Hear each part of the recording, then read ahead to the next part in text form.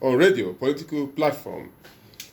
Muslim brothers, together with their friends, Christians, are celebrating.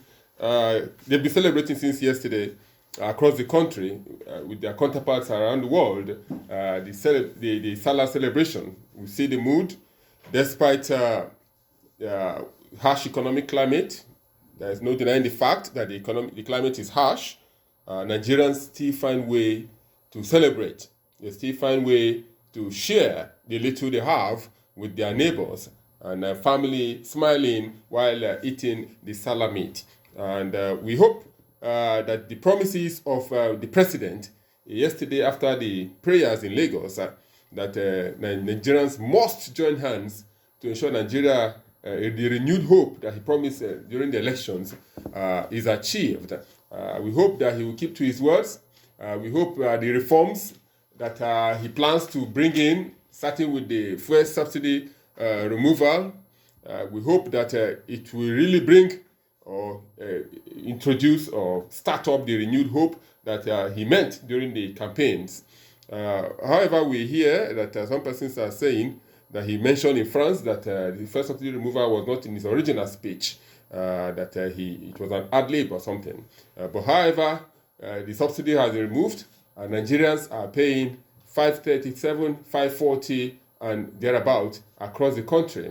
And before you full your tank in a week, you need about 30-something, 40,000 naira to fill your tank. How much is your salary? Those are questions we'll be deliberating on. In Osun yesterday, a small commotion happened when the state governor, Ademola Adeleke, was going for the Eid prayers, and Senator Bashir was already there occupying the space. What really happened? Was there a breach, protocol breach or security breach? Who is to be held responsible for what happened yesterday? The chief security detail of the governor. For some of us, we believe that he should be held responsible. He should have sent an advance team to set the space for the governor, because he is the number one citizen of that state, and he is as the governor, of course, you are number one citizen and the chief security officer of the state.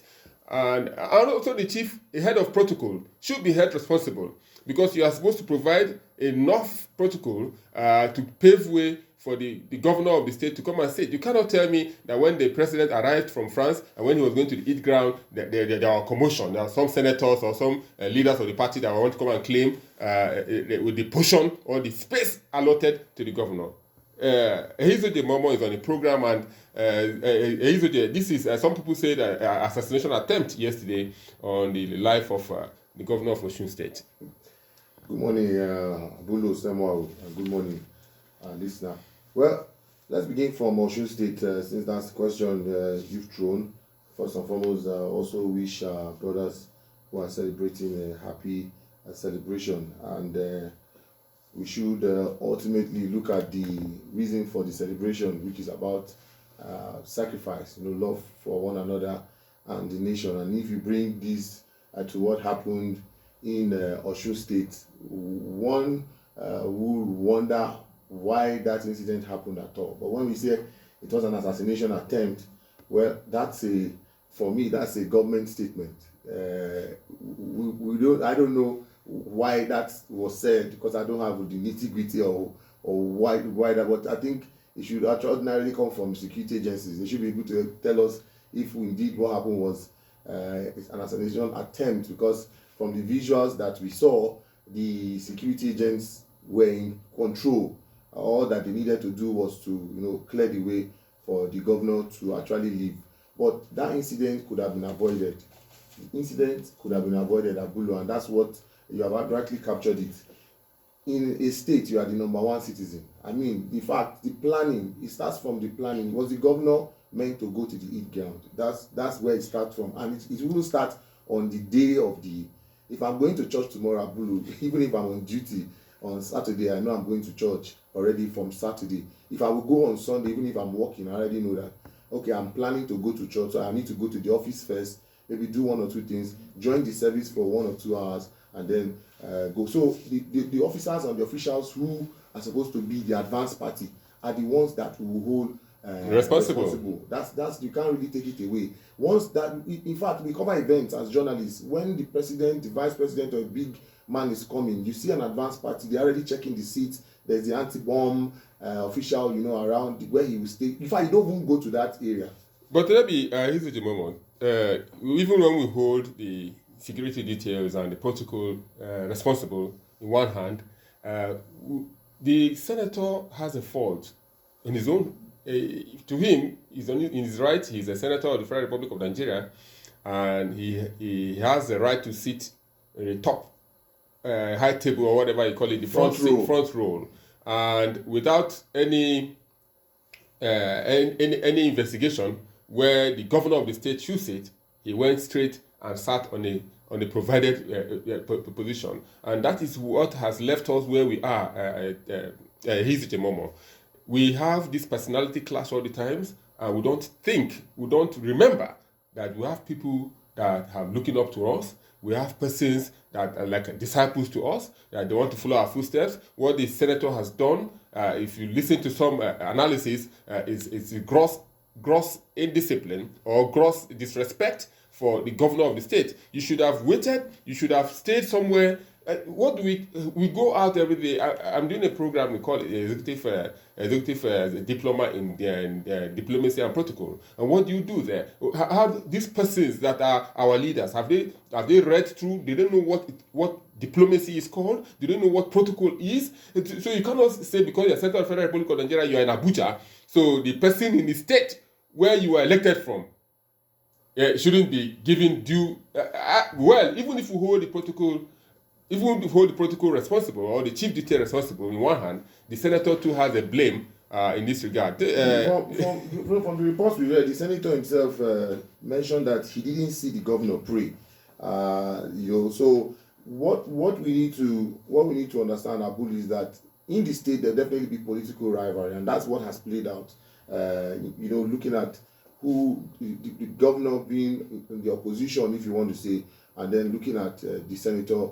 And where he aligns to, and you always want to this dominance. Nobody wants to be pushed aside, but whether you like it or not, in that state, a governor is a governor. And what should have happened is, on that ground, it's a holy ground, it's a prayer ground. People came to pray. The two leaders distracted the essence of the day. And in one of the papers they were talking about ensuring rivalry. That's even one of the messages from President Tinubu to Nigeria. So on that ground, they should have been able to manage the situation. But because of what has probably been on ground, what we do not know, the politics behind being in government and all of those things, it all played out. But like you said, leaders should be able to manage situations. They should be able to ensure that in the eyes of the public, at least on that ground, they should have been able to in the essence of in praying, or in the essence of the mood of the season, you should have been able to shake hands, you should have been able to hug, you should have been able to exchange pleasantries, and just it's only the governor that will be in front, the other security maybe. Okay. So yeah. It could have been handled properly, and then the Tinubu, the president. We are discussing this issue because we expect that this is supposed to be a period of sharing and sharing love and whatever. That is why we took this time to discuss the issue in Osun State. Sharing love, living in peace. Yes. Having the development of the state and the nation, both Osun State and the nation in general. Talking about the president's message for Nigerians, talking about making more sacrifices.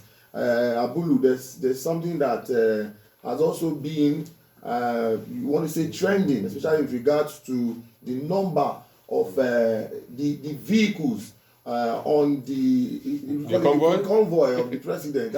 As a journalist, I sat down, I saw that video. I don't know if you've seen it. There's one video which is trending, and these days on social media, you have to really be careful which video you are watching, whether it's the one of yesterday or one other one, because the voice could just be on that. However, that video, if it's what we saw, what I counted as a journalist, because we look at the stories behind the stories, Abulu. I know it wasn't just the president's team alone. We had other people who joined, including the military and other maybe friends, and it was over 100. I think I counted about 108 vehicles in that video that I saw.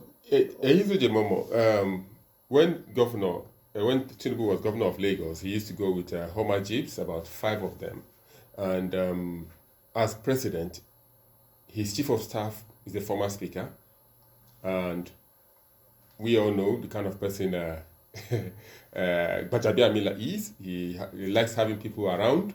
If you check the convoy, you have that of the president.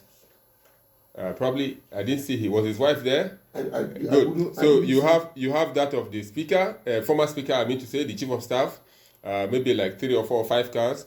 Then you have friends. Those are not that convoy for me. It's friends that have joined and associates have joined. That's why it may not represent the true essence or the president. The actual convoy of the president. So if we need to make this argument, we need to probably we who are in Abuja, or we who see the president move on a daily basis. Like if you're in the US, you see the US president's convoy. But he is the president. He's entitled to that number, or no matter how you look at it, he's entitled to a number of cars. A number of cars, but caution need to be applied because other Nigerians are using the road. Other activities are going on. I think why this is coming up now, Bulu, is especially because of the situation with regards to the removal of fuel subsidy and the fact that we are talking about making sacrifices, and the president should be seen to also be making sacrifices. And if the number in the convoy before, for example, was maybe 30, what we should be seeing now is him coming out to say that the convoy has reduced to 20 or even 15. You also want to target to some political leaders that have actually done this in their states or in, where they work and how they move, because it is important for the president to be seen to be using the resources of the nation at this time in a way that he's also leading by example, that he's also sacrificing. Here's the moment. The president must not have known everybody on that convoy. 105, you said. Definitely. So that number does not represent the convoy of the president. I said I counted 105. That would include security agencies, friends, and other officials. We also heard that when Akpabio was when he won the Senate presidency, his convoy was also very long, and this is a call on the police hierarchy or the police to also issue statements with regards to convoy, the number of vehicles that should go. The president's convoy has a chief security detail that will know the number of vehicles that will go with the president. The Senate president has a chief security detail that will know the number of vehicles that will go. Same with governor and the speaker. So they should be able to have a statement from their boss, the IGP, to tell them, please don't allow certain number of vehicles go with the president. Nigerians are feeling the pain, because you can't tell me that 100 vehicle on the convoy will not obstruct traffic, will not obstruct business, will not reduce productivity of citizens. So several other negative factors will come as a result of this. I don't know to what extent the IGP will be able to stop the convoy of reduce the number. You can manage the number. I'm sure you are looking at the aspect of the security implication, the DSS inclusive, the police, and the agencies that manage the president's movement. What we try and look at is, if for example, there should be a clear demarcation, because from that video everybody was just moving together, and it could have been a security risk in itself, because you had other private vehicles that were even included in that convoy. So the call you are making is also something that I know they know their job, but it's also important for us to be clearly delineate, to clearly separate the president's convoy from especially the convoy of other individuals, friends who may be joining. But you also say that the president is the president of the people. I mean, you see all the people standing to see their president come. So it's important to also allow people around their president, but for security purpose. In fact, the person filming was just near the roadside. Anything could have happened. So exactly, it's okay for us to also push that forward. Nigerians are anxious to see government safety. Nigerians are anxious to see government also cut costs. Before we take the mail, we'll be calling the National Vice Chairman of the Joint Health Sector Unions. The 3 weeks they suspended their strike expired, I think yesterday. We'll be calling him in the course of the program to give us what next after the expiration of the 3 weeks. But meanwhile, there's a small wahala, let me call it wahala, in the Senate. The Senate leadership, minority leadership tussle.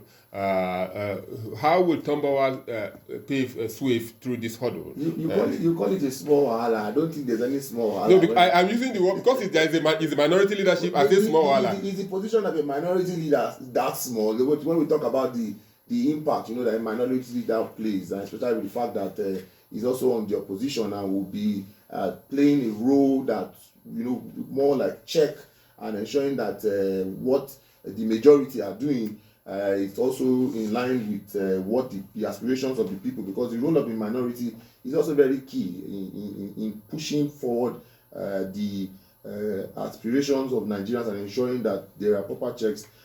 You know already what is on ground, and we know very well that the papers are flooded with the headlines. For example, the Daily Sun captures it as Atiku Wike fight shifts to Senate over minority leaders seat. Ex-Rivers governor mobilizes against Tambuwal. That's what Daily Sun reports. And if you check through most of the other papers, you will also see this headline making it to the front page of the paper. So it's not a small issue, but we already know what has been on ground. We know the stand, but we only wait to see how all of this pans out, especially with regards to the fact that in the minority, the PDP, the ex-former governor of Rivers State, as far as we know, Nigerians, is still a member of the PDP. Exactly. So he has a stake, and he has, we wait to see how this pan out. Yeah, because some persons have said that. But not forgetting the role he played in bringing in the president, the Senate president. So that may also. Anyway, some persons have said in politics you don't have permanent enemies, and you don't have permanent friends, but it appears some persons are building permanent enemies in this regard. We hope to see how it pans out. If Tambuwal is able to pull through, well, good for him. But I know others are interested in that position, and however be the case, we also heard that the APC want to bring their person to be the minority leader. Is it possible? Anything is possible. So let's hear from you what you're telling us. When we come back, we'll be speaking with Obinna Ogbonna, the National Vice Chairman of Joint Health Sector Unions. They suspended their strike for 3 weeks when they met with President Bola Tinubu on the 5th of June. So what next after that? Chidera. Good morning and welcome to the mail segment. I am Chidera Ezuduri.